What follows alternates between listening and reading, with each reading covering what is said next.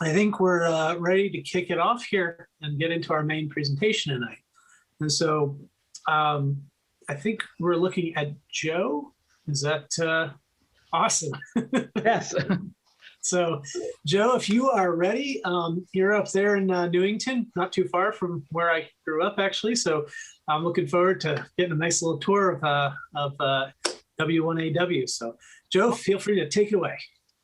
Gentlemen, thank you very much for this opportunity. Thank you to the Vienna Wireless Society. And I see Harry there. We were communicating back and forth. Thank you very much for this opportunity to present W1AW to you. And I think I'd like to start off by saying congratulations. That is truly an awesome feat to be able to be voted as the #1 club. And congratulations. I think that is awesome. So once again, thank you for this opportunity.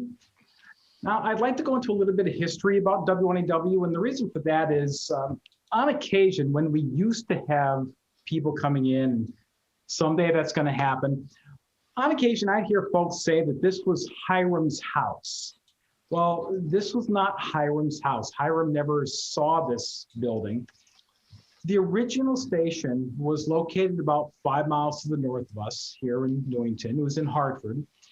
And that original station was actually operating as 1MK. And we were transmitting code, practicing bulletins on a number of bands. Well, when the great flood of 36 came through, that pretty much took out the station. Now, the great flood actually started in Canada, worked its way down the Connecticut River, pretty much wiped everything out all along the way, including the radio station. Now, that occurred in March of 36. Now, Hiram Percy Maxim, our founder and first president, actually passed away in February of 36. So he never really saw the damage. So this was not his house. The organization, the ARL, decided rather than try to rebuild that station, because we were kind of close to the Connecticut River, they decided to purchase this property here in Newington. And that was a good thing because when the 38 hurricane came through, it pretty much wiped everything out through that area again. So this was actually a smart move on the part of the organization. So they purchased this property. It's about 7¼ acres in little rural Newington. It was a one-horse town. The site, for those of you who have been here, like Bill and Bud, if you're still down there, and Andrew, you said you're not too far away. You probably know that there's an actual side street here, Star Avenue. Well, that road was actually a dirt road. There was no water line going down Main Street. That's how rural this area was back in the early 30s. So this is actually a perfect location to set the new station. And so in late 36, early 37, they began construction of this building. Now, in July of 1938, we actually began transmitting from here as W1AW. Now, just prior to doing that, the ARL had asked the FCC if they can hold Hiram's call in memorial. So that's why the call sign is emblazoned in the front of the building, and we've been active as W1AW since July of 1938. Now, on September 2nd, 1938, the station was actually inaugurated. Now, the significance of that date is that's actually Hiram Percy Maxim's birthday. And I've got to believe that were he around, I think he would have been honored that because he was our founder and first president, that we have the station in his honor. Now, the station has actually undergone 2 renovations. The first one occurred in the late 60s when they actually began construction of the first half of ARL. This building was actually a very small building, if you've seen the pictures. When they built the first half of ARL, they actually added a foyer to the station. Now, I can't show it to you, but it's kind of cool, is that when they put the foyer on, they actually built on the existing roof. So the existing roof from the 30s up until the 60s, including the shingles and the copper gutter and everything, is still up there. It's still in the attic area in the foyer. So there's actually a little bit of history back there. But they put the foyer on, and then the first half of the organization was built. In 1989, we went through a major renovation. And as Bud had alluded to, we now have a conference room in the upstairs. Well, prior to the renovation, that conference room was literally an attic. It was a dusty old attic. We kind of joked and said that we kept Hiram's bones up there, but really it was just an attic. When we had the major renovation in 1989, we completely redid the inside here. We brought it down to the load-bearing studs and made operating positions. We added the conference room upstairs, so if the conference room over at the main headquarters is busy, they can meet upstairs. And as Bud alluded to, a number of the committees meet upstairs. And I got to say, if you guys are still out there, I kind of miss seeing you guys. As you know, we kind of hang out and rag to a bit during these committee meetings. So it's kind of weird not having you guys here for the board meetings. I'm just saying that. And I'll leave it at that. Now, a little bit about ARL. I mentioned that they built the first half. Well, in 1977, they added a second half to the organization. And what's cool is when you're walking through headquarters, and again, someday will be open to the public, you can actually see the part of the first part of the building in our comptroller's department. And you can actually tell on the floor where the two building areas just kind of did one of these numbers over the years. And that's always been the building for the ARL. So this whole area here, the 7¼ acres, has always been for the ARL and W1AW. Now, there are two missions to W1AW. The first is, and it's most important, is the transmission of our code practice and bulletins. And I'm going to be showing you that in a little bit. The second is the visitor operating positions, which again, I haven't had since March of 2020. But the first part is the code practice and bulletin transmissions. Now, we're required by FCC rule to provide a minimum of 40 hours a week code practice on a schedule that is published a minimum of 30 days in advance, transmit on a minimum, and there's a lot of minimum in there, a minimum of 6 HF and medium frequency bands, and to provide as much coverage as we can of all these code practices and bulletins. The reason we can do that, and the reason why the FCC allows us to do that, is because we are providing a service as a bulletin station. In fact, if you were to look up the rule, which is 97.113D, it kind of states, the control operator of a bulletin station may receive compensation, so on and so forth, and that's the deciding factor. Decades ago, when the FCC was really kind of pushing this whole pecuniary interest thing, which is really not a new thing, we'd actually gone back to the FCC and said, hey, look, we have staff that have been doing this. We have been staff that have been doing this since 1918 or 14, depending upon your point of view. And they've always been paid to do this. Well, how do we do this legally? So the FCC pretty much came up with this set of rules. They said, okay, if you do this, you have these rules and you follow these rules, your control operator may receive compensation. And so that's why we're on a minimum of 6 bands. Actually, we are operating, and I'll show that in a little bit, from 160 down through 10 meters, including 6 and 2 meters. As long as we do that, as long as we provide code practice, we're well within the regulations. Now, I have the camera on a tether here, and I'm going to try to keep it as straight as I could, so I'm not, you don't get seasick or anything, but I am going to bring you around and show you the equipment. And I'm going to talk off to the side, but hopefully you can still hear me. Now, I am going to open up the racks a little bit, and I'm going to kind of see, because I can kind of see you guys where I am. A little bit, just a little bit here.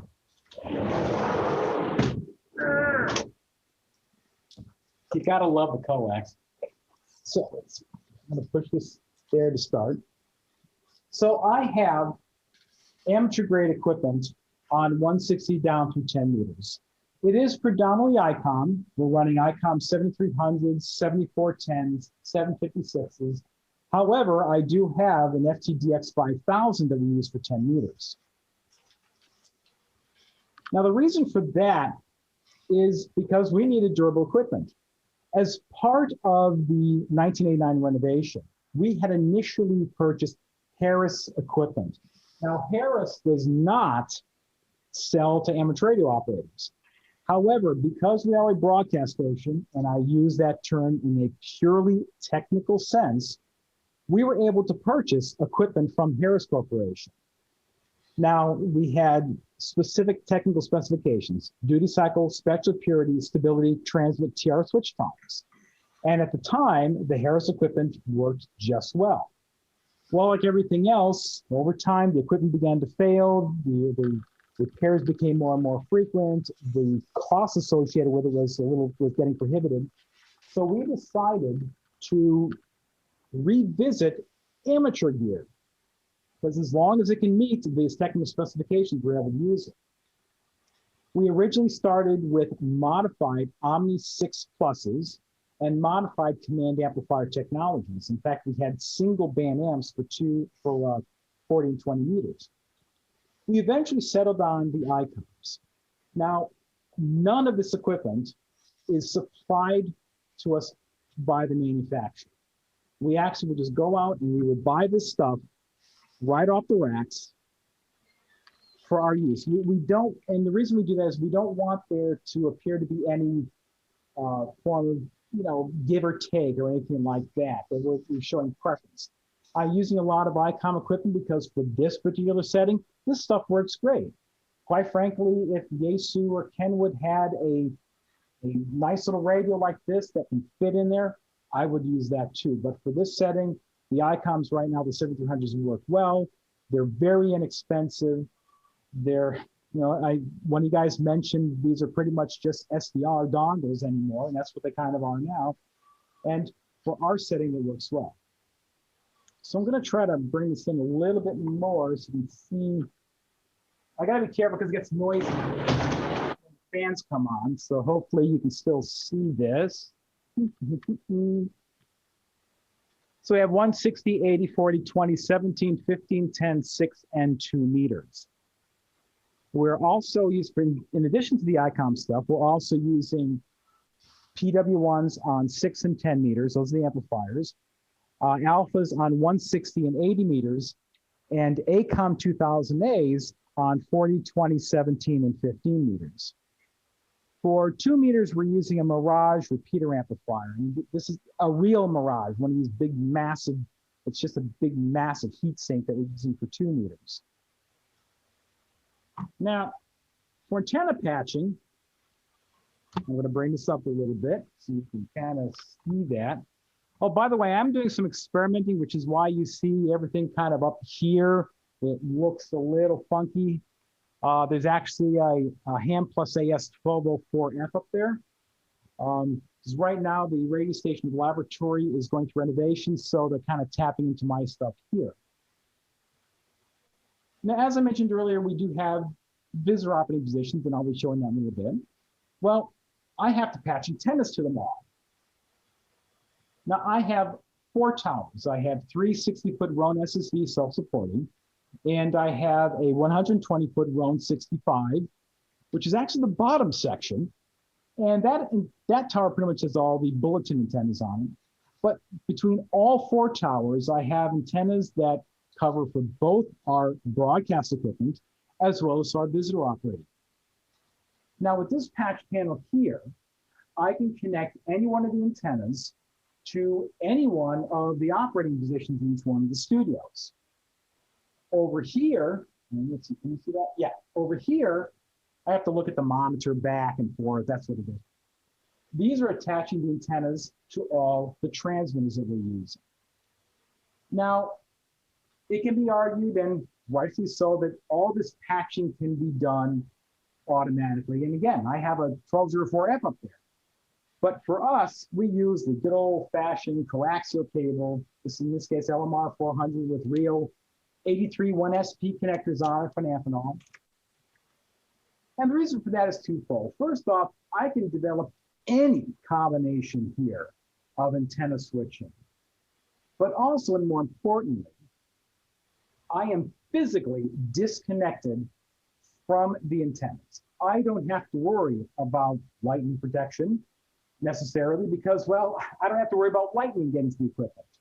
In addition to the disconnect here, I have polyphases inside of all the tower boxes. So we will probably never automate this simply for that reason. It is the versatility, but also the sheer protection that we have. I mean, even at home, when I'm not operating, not only will I disconnect my antenna from the remote tuner, I disconnect the coax from the radio. To me, it's safe. If lightning will travel up to 10 miles, it'll travel that little gap. So as long as it's disconnected, it's disconnected. Now the bulletin stuff is a little different because obviously we're transmitting and we have to have the antennas connected. So normally these antennas are always connected. If we're doing some experimenting with the lab, which is the lab station's W1AW, we will disconnect these, but these do normally stay connected. Now, I'm going to bring you around here and show you the equipment that we use. Oh, look at this. Screensaver, love it. These are the control console panels. Now over here, let's see if I can get a good shot. Nope, got to bring it down more. Hopefully you can see that. This panel here is used to control all the power as well as all the CW and PTT keying for all the different transmitters. We can also monitor our line voltage coming in. We control our generator. We have a 60 kilowatt backup diesel that controls power just for the station. This mixer panel here is used to take audio from the computer for our digital transmissions, but also for the phone, for the microphone that we use for all of our phone bulletins. We have one phone bulletin at 9:45 p.m. Eastern daily. Now for our transmissions, I'm not too sure if this is going to come out well. Let's see if I can get it in a little closer. For all of our CW and digital transmissions, we use FL Digi. Back in 2012, we had incorporated FL Digi for all of our digital transmissions. And working with the author, Dave Fries, the W1HKJ, we developed macros, which allowed us to transmit up to 3 independent modes, in this case, RTTY, PSK31, and MFSK16 on a revolving schedule. The significance of that is the normal operator would not be switching modes in the midst of a transmission. Well, if you listen to our digital transmissions, we actually do that. At any time, we could be going from RTTY to PSK to MFSK16, or maybe MFSK16 first, then RTTY, then PSK. So it varies for each day. So we had to develop macros that would work with the program, and thankfully the author helped us with that, to allow us to switch macros. Well, late last year, we actually began to incorporate FL Digi to send all of our CW transmissions as well. Now, while in 2012, the program was able to do that, at the time, it was all audio CW, and I was extremely hesitant to use audio CW for keying. I like the good old-fashioned make and break, key the back of the radio with the key jack. Our key matrix does that. So at the time, we couldn't really use this unless I had built an audio interface to do that, and I didn't want to go that far. But now FL Digi does provide actual hard keying through either the USB port serial or WinKey. And while unfortunately you cannot make this out, we just started sending the regular CW bulletin. And if you happen to be listening on our different frequencies, it started out with our propagation forecast bulletin, and actually another bulletin dealing with the question pool committee, requesting responses from hams asking for questions about the new pool. I'm going to bring this back up over to here. And I'm going to just position this, if you'll just bear with me.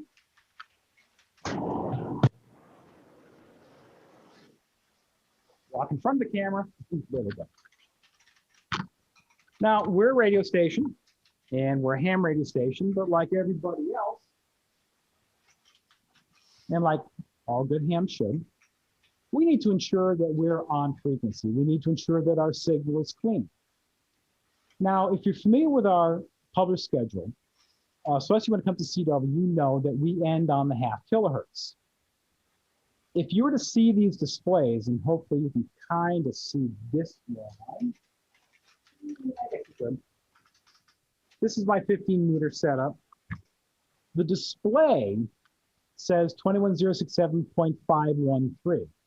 Well, my published schedule says 21067.5.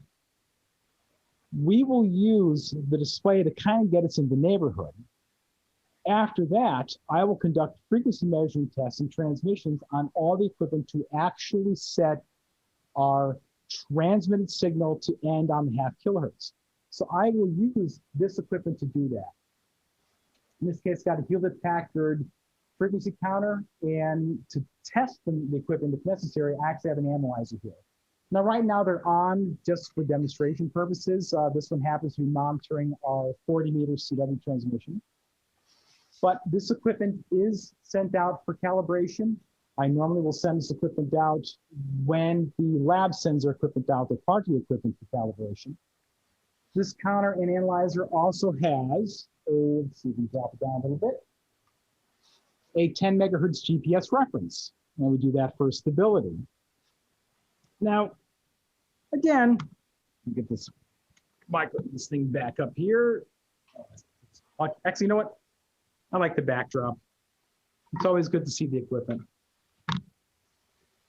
Now, some can argue that that's a little bit overkill because as long as I'm on my published frequency, I'm good to go. Well, yes, 0.5 is 0.5. It's 0.5 kilohertz. It's not 0.513 hertz. It's not 0.522. It's 0.500.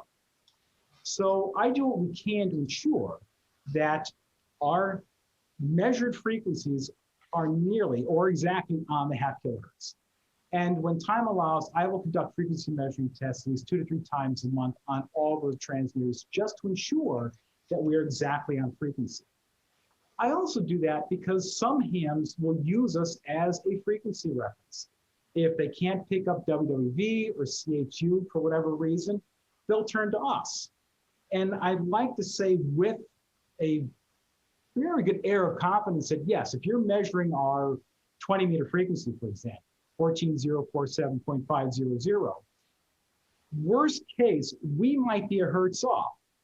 So if you set your radio to 14047.500 and you're picking us up and you're beating us right there, we are probably right on frequency and your equipment is right on frequency as well. Now, I mentioned let me just make sure that my tether is not going to get caught up anywhere. We also have visiting operating studios. And I'm going to bring the equipment in here and start giving my little talk about this. And I'm going to bring down the microphone again, not to get anybody. There we go. Hopefully you guys can see this. I have 3 operating studios with generally 2 HF operating positions in each one. Well, HF and 6 meters. Now in this first studio, this is actually my big studio. Normally I start visitors in this one. Nearest the window, we have an IC 7700 that's coupled up to an IC PW1 amplifier. And we also have, now everything's off obviously because we are transmitting. And the monitors are off because the computers are off. We also have an FTDX 9000 CASU, and that's coupled together with an ACOM 2000A. Now, this stuff was donated. There is a difference. Anything that I will use for visitor operations, I love donations. Heil Sound has been very generous to us, as has Yaesu, ICOM, and of course, ACOM. So this is where I will take donations. Everything else we kind of purchase. We have, and hopefully you can see that, we have an M-square antenna rotator controller because I have R2800s on all 3 of the towers. We also have smaller bandpass filters that we use between the transmitter and the amplifier. CW, phone, digital, all 3 modes can be operated from here. 160 down through 70 centimeters with some 1296 and 2.4 gig receive capabilities.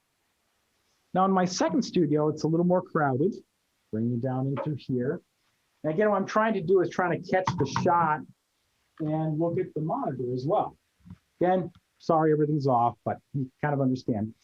In here, I actually have 3 operating positions. We have an IC9100, which is used for HF, but also all of our VHF and UHF. We have 1296 capability with that. That's also used for all of our satellite activity. For satellite, I have the M squared stack for 270 as well as 1296, and the G5500 as a rotator system. We have an IC7000, which is set up for HF, but I use that primarily for 2 meters to monitor our RLP node and so on. And you probably can't really make it out, but on a Yaesu FT2000, another HF operating position.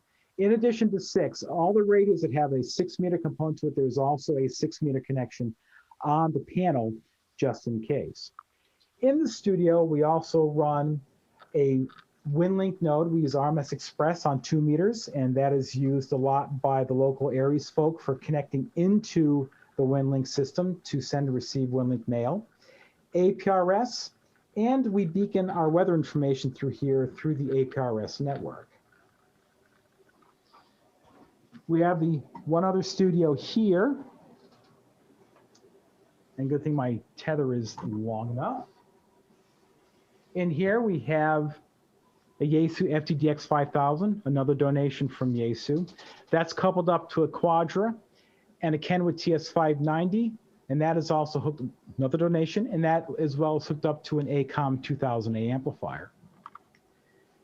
Now, normally we're open for visitors, and normally because of that, the place is a little more cleaner. Well, right now, it's in a state of flux because since W1AW is part of the Aero Laboratory, we assist the lab on occasion when it comes to product review, testing equipment, so on and so forth, because you do need a real radio station for a lot of that. So there is some stuff here that kind of looks like it's out of place. Specifically, we have here, I'm sure some of you probably can recognize this. That's the Flex 6600M. We're doing a little bit of testing with that for remote control.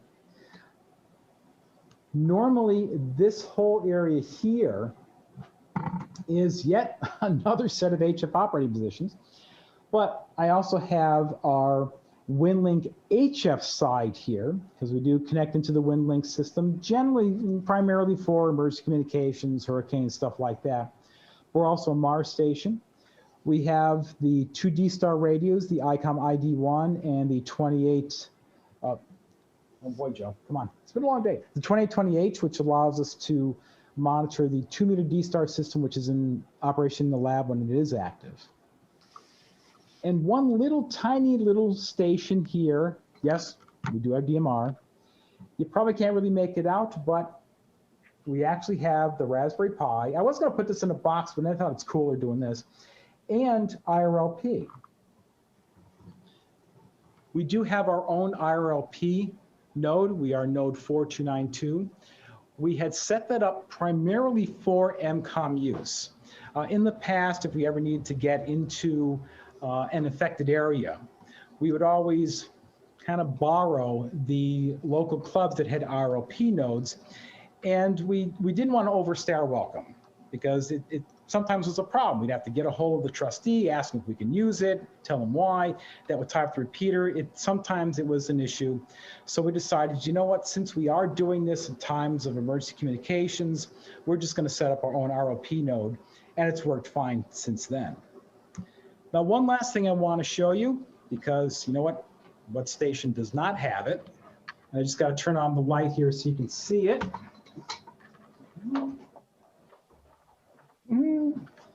Is our shop. Yes, it is messy. It's always messy in the shop. It has to be messy. It's a workshop. If it was clean, you'd think we weren't doing anything in here. We actually do a lot in here. We'll try to repair equipment. As you can see, there is an ICOM radio set up there that I have to take a look at. We will build stuff in here. In fact, I can probably show you some of the stuff I'm working on now. Our air conditioning system over at Aero headquarters has a little bit of a noise issue. So we're actually experimenting with simple common mode filters. These are FT24043s wrapped around accordingly with connectors for both the controls and the fan motors. In addition to all sorts of making nice little connectors and so forth. So we do a lot here in my little messy workshop. If it was ever to get cleaned up, we probably wouldn't find anything. Now, one last thing I would like to show you is old Betsy. And here she is, old Betsy. And hopefully you're getting a decent shot of that. This is Hiram Percy Maxim's rotary spark gap transmitter. This was used up until about 1928. And he stopped using it for a few reasons. First and foremost, the FCC had outlawed spark gap for the transmission to CW, but also pieces broke on it. Since this was his design and it started to fail and the FCC had outlawed spark, we just have it here. Now, she does function. However, I found that when I demonstrate her with this camera, I just completely blank it out. So I can't demonstrate it, but I can kind of tell you. We key a low voltage over on the main desk over here behind me. That low voltage keys a triac here, which puts 120 volts AC onto the high voltage transformer. When she's in a good mood, she'll generate 12,000 volts. That 12,000 volts is put through the condenser capacitor and 1/2 the oscillation transformer. That voltage is then put on 2 points, as you can probably see this one right here. Inside we have a 4-point armature, and these points here come very close. It's not that close, it's a very small gap. High voltage is applied, air breaks down, and arc is generated. That energy actually travels back through the oscillation transformer, and acting as a load, we have this rather modern LED light. So when she is transmitting, when she does a really good job, I actually light the light. What's funny is when I had visitors operating here and I demonstrate her, between the ability for the receivers to receive and the noise generated by old Betsy, they can definitely hear us in the radios. Now we are here in the foyer. This is kind of the historical area, although again, right now we're also using it to house some stuff like hardline, the good stuff. We also have some pieces that were used here at the station. This massive setup here was our 80-meter transmitter, and we used that up until about 1964. It actually used an 833, which was a donation from one of the local AM broadcast stations, because at that time, a lot of the engineers would come by and hang out because they were all hams. We also have a few radios on display, and these radios do actually work. The significance of this one, this is the Super Pro, the hamr one, is that this was used by George Hart, W1NJM, who was the general manager, the manager of W1AW. He headed our communications department. He would go home at night if he wasn't on the work detail, and he would listen to W1AW through this radio. This RL6 was also here decades ago, and this was also used as another receiver. Now, unfortunately, I can't open this case, but hopefully you can see it. Mention of the wolf hong was made for the ceremonies, and you can kind of see it right in there. Maybe not, hopefully you could, it's because of the glare, you see my face. That is the original wolf hong, the instrument of torture, along with the ugarumph and the ready snitch. Now, I can't show you outside because it's dark, but I mentioned the towers we have. We have the 4 towers with antennas on all of them. I have 28 antennas here, all kind of cloistered together. 3 of the towers have the rotators on them, and it's a combination of all Yagi antennas. We do have wire antennas for 160 and 80 meters. On 160 meters, essentially it is a simple dipole which is fed atop the 120-foot tower. One leg kind of reaches over to the main aero headquarters, and the other leg kind of ties off to a tree off to the side. We don't have a lot of property here. We are in the middle of a residential neighborhood. I have a 4-wire 80-meter cage that's used primarily for all of our scheduled transmissions, but that is also used by visitors. And the reason for the 4-wire cage is purely for bandwidth. Its true resonant point is around 3627, which makes it very well for my digital. At our CW, at around 3581.5, the SWR is about 1.6. And the phone, 3990, the SWR was just hovering just below 2 to 1. But they could be used for both bulletins and visitors as well. Now, I want to talk a little bit about W1AW, the call sign use. As I mentioned at the top of the presentation, we had asked the SEC to hold the call sign in memorial. And we've been active as W1AW since that time. Well, when you're operating from here, whether it be our transmissions or visitors, it is only just W1AW. As trustee and the manager, I would not use my personal call sign here. Staff cannot use their personal call signs here. CEO cannot use their personal call signs here. And the reason for that is because the call sign is being held in memorial. Now, while some clubs will allow the use of personal call signs in addition to club calls, it's different here. And again, it goes back to holding the call in memorial. Now, all contacts made are all logged electronically. We use N1M Logger Plus. And for those of you who have ever had the opportunity to come here and operate, you know the fun of operating is W1AW. You get on the air, you say, TRZ, this is W1AW, and the world comes at you. So while I normally don't push for contest operating, unfortunately, you kind of have to do it that way because you might have 10 or 12 hams calling you at once. You might have some QRP or some mobile stations where propagation may not be with them all the time.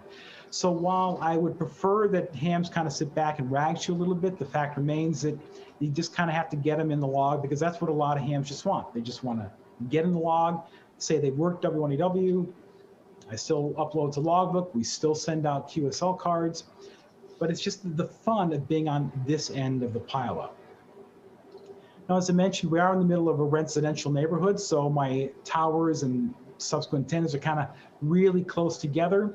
So I am limited to what I can, who I can put on the air and at what bands. It's pretty much one person per band. I cannot have, say, a 20-meter CW and a 20-meter phone operator. It's just not physically possible. The antennas are literally right next to each other, and no amount of bandpass filtering. I used to use stubs that I built. Bandpass filtering stubs actually will separate enough to where you can have a phone operator and a CW or digital operator on at the same time. But you know what? When band conditions allow, I can get up to 8 operators on here simultaneously. In fact, during the Centennial in 2014, when we had the major open house that was running in conjunction with our convention in Hartford, this place was jam-packed with visitors, and we had 8 folks on at the same time. We use N1M Logger for logging, so everything is networked, so you can actually see where other hams are active at that time. And that's pretty cool because they'll usually chase us. They'll work us like on 20, and then we'll say, oh, we're also on 17 or 15, and they'll find us there. So that pretty much wraps up the tour of W1AW. I hope you enjoyed it. I know it's not the same as physically being here, and again, one day we will be open back up to the public for visitor operators to come in. But I'm now open if anyone has any questions about anything I've said or anything I haven't said.